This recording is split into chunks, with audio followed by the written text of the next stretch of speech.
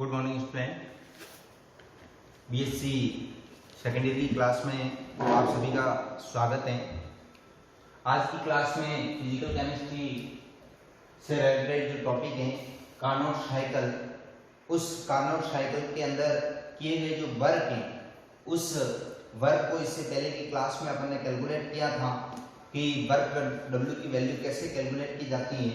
आज की क्लास में पढ़ते हैं कि कोई भी अगर इंजन है तो उस इंजन के लिए एफिशिएंसी कैसे कैलकुलेट की जाती है, कार्नोट साइकिल के लिए एफिशिएंसी को कैसे कैलकुलेट करते हैं। तो सबसे पहले तो किसी इंजन की या कार्नोट साइकिल जो है उसकी एफिशिएंसी क्या होती है। अब देखो एफिशिएंसी को कैलकुलेट करेंगे तो डेफिनेशन तो क्या हो जाएगी, it is the part of absorbed heat of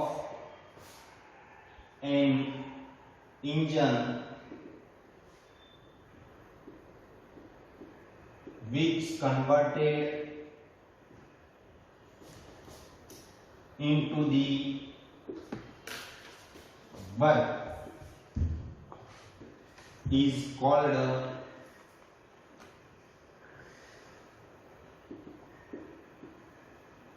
efficiency of Carnot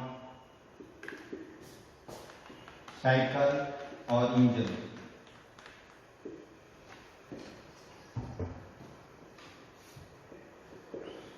जैसे कि सपोज एक इंजन है और उस इंजन के द्वारा एब्जॉर्ब एनर्जी Q2 है, एब्जॉर्ब जो एनर्जी है या एब्जॉर्ब जो हीट है वो कितनी है, Q2 है, और उसमें से W वर्क पड़ता है, वो वर्क जो है वो W है। तो उस कंडीशन में एफिशिएंसी जो है जिसको नीटा से दर्शाते हैं, नीटा इज इक्वल हो जाएगा W अपॉन Q2। क्या हो जाएगा, W अपॉन Q2। अब देखो इससे पहले की क्लास में अपन ने पढ़ा था कार्नोट साइकिल के लिए जो वर्क है उसको कैसे कैलकुलेट करते हैं। We know that W is equal Q2 T2 minus T1 upon T2, equation number 2। अब इक्वेशन 2 से अगर W की वैल्यू 1 में पुट अप करते हैं तो क्या हो जाएगा, देखो from equation 1 and 2 eta is equal हो जाएगा, eta is equal W is equal Q2 T2 minus T1 upon T2। तो ये हो जाएगा Q2 T2 minus T1 upon T2 divided by Q2।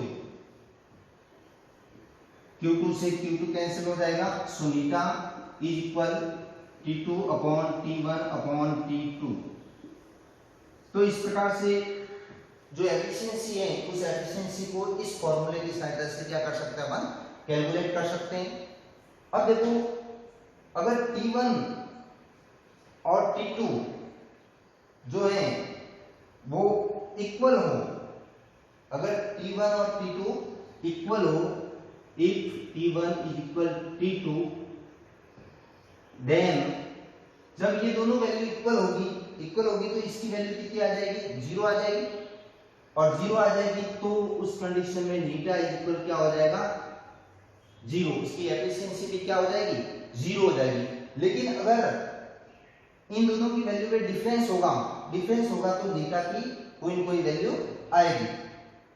अब देखो नीटा की जो वैल्यू है वो नीटा की वैल्यू हमेशा 1 से कम ही होती है। मतलब ये कह सकते हैं कि द एफिशिएंसी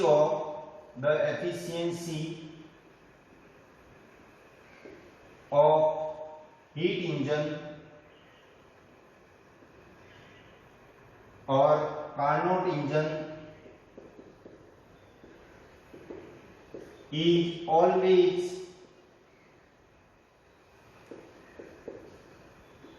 लेस देन 1। इसकी जो वैल्यू होती है हमेशा 1 से क्या होती है, कम ही होती है। Eta is equal eta is less than 1 ही इसकी वैल्यू होती है, क्योंकि ऐसा कोई भी इंजन पॉसिबल नहीं है जो एब्जॉर्ब की गई टोटल एनर्जी को किस में कन्वर्ट कर ले, वर्क के अंदर कन्वर्ट कर ले। आज दिन तक ऐसा इंजन पॉसिबल नहीं हुआ है जो टोटल एनर्जी को वर्क में कन्वर्ट कर ले।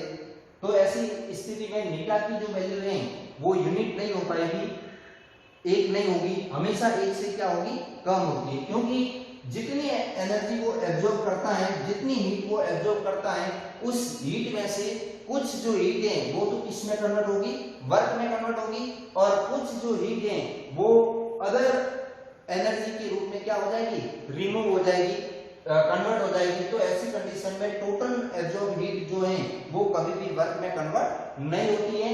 इसी कारण से एफिशिएंसी किसी भी इंजन की जो होती है वो कभी भी एक नहीं होती है, हमेशा कितनी होती है, एक से कम ही होती है। अब देखो दूसरी कंडीशन, अपन ने एक वर्क के लिए फॉर्मूला भी ज्ञात किया था, we know that the work of Carnot cycle W is equal Q2 minus Q1। W is equal क्या होता है, Q2 minus Q1। Q1 ये एनर्जी जो अदर वे के रूप में निकली है, Q2 जो एब्जॉर्ब की गई है, तो इन दोनों का जो डिफरेंस होगा वो किसके इक्वल हो जाएगा, वर्क के इक्वल हो जाएगा। अब देखो अगर इस वैल्यू से अगर देखें तो इस वैल्यू से W is equal क्या है, W is equal है Q2, तो W के स्थान पर अगर ये वैल्यू रखोगे तो क्या आ जाएगा, Q2 minus Q1 upon Q2 upon क्या आ जाएगा, Q2, जो किसकी वैल्यू है, नीटा की वैल्यू है, और दूसरा नीटा की वैल्यू और अपन ने कैलकुलेट की है वो क्या है, T2 minus T1 upon T2। तो इसको यूं भी लिख सकते हैं, is equal T2 minus T1 upon T2। तो अगर अपने को ये दोनों आपस में रिलेशन दे रखी है, Q1 Q2 की वैल्यू दे रखी है, T1 T2 की दे रखी है, इन चार में से कोई एक वैल्यू अगर नहीं दी है तो अपन उस वैल्यू को इस फॉर्मूले के द्वारा क्या कर सकते हैं, कैलकुलेट कर सकते हैं। Thank you.